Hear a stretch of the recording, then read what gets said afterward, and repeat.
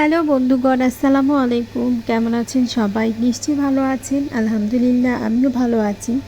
সকালবেলা ঘুম থেকে উঠা বারান্দায় গিয়ে আকাশটা দেখলাম আর কিছুক্ষণ ভিডিও করলাম। ভিডিও করার পরে ঘরে এলাম। ঘরে এসে দেখি এই দুইজনে একজন আরেকজনের উপরে কাঁধে কাঁধ মিলে কি সুন্দর শুয়ে রয়েছে। দেখছেন কি সুন্দর, চিন্তা নাই ভাবনা নাই, খাওয়ানোর কোনো চিন্তা নাই, রান্নানোর কোনো চিন্তা নাই, যত সব চিন্তা আঙ্গু মহিলা গো। এরপরও এত চিন্তা করানোর পরেও কয় কি সুন্দর রিল্যাক্সে বয়ে বয়ে মোবাইল চালাইতেছে।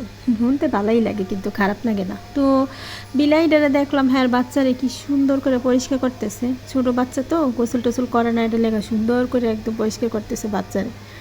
মানে সাবান সোডা দিয়ে যেন করে এমনি করে ধুইতেছে। আমি আবার বইয়ে বইয়ে ফুসকি মেরা দেখতেছি। এই বিলে আবার আমার থাকে আমার খাটের নিচে, এটা লেগা আসলে খাটের নিচে থাকে তো এটা লেগা ভালো মতো ভিডিও করতে পারিনি, ভিডিওটা হালকা আপসা আপসা উঠছে। এরপরে দেখি আবার হেতারা সবাই মিলে কি সুন্দর শুয়ে শুয়ে দুধ খাইতেছে। তো ভাবলাম থাক হ্যাঁ হ্যাঁ কাজ করুক আর আমি আমার কাছে চলে যাই। সকালবেলা ঘুম থেকে উঠলেই আমার কামের শুরু হয় আর এই কাম শেষ হইতে হইতে রাত 12টা। সারাদিন এত গাম্বা গাধার মতো কামলার মতো খাটানোর পরেও কোনো রেস্ট নিতে পারি না।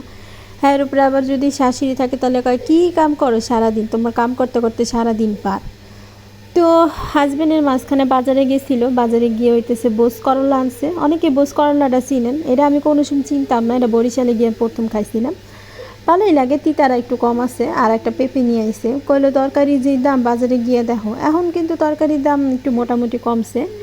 আর আমি কইছিলাম মুরগির হাত পাও গিলা কলজার চামড়া চুমড়া আনতে, কারণ এগুলো অনেক দিন ধরে খাই না, এটা আমার অনেক ভাল লাগে। মুরগির গোস্তের চাইতে মুরগির হাত পাও গিলা কলিজা চামড়া এগুলো আমার তো বেশি ভাল লাগে। এটা নিয়ে কইছিলাম যে 1 কেজি লয়ে হ্যাঁ আমি পারব না, তোমারটা তুমি গিয়ানো, এগুলো আমি দাম করতে শরম করে। চিন্তা করছেন, খাইতে শরম করেন না, দাম করতে শরম করে। এখন এত বড় লোক দেখা লাভ আছে?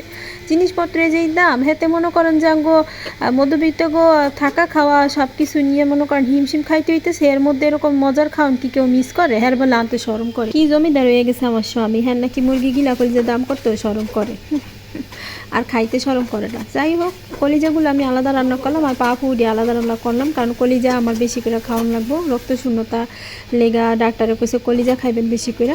আর এই পা পুডি আলাদা বোনা করলাম। তো এই তো আপনাগুলোকে কথা কইতে কইতে আমার পাপু কলিজা মলিজা রান্না শেষ হয়ে গেছে। আর এখন হইলো খাওয়ানোর পালা। তো আপনাকে কার কার কাছে কলিজা পাও ভালো লাগে আর কেরা কেরা মুরগির গোস্তের আগে এগুলো লিয়ে কারাকারি করেন, কমেন্টের মাধ্যমে জানাইয়েন, তো জানতে খুব ইচ্ছা হয়। ধন্যবাদ সবাইকে, ভালো থাকেন, আল্লাহ হাফেজ, আসসালামু আলাইকুম।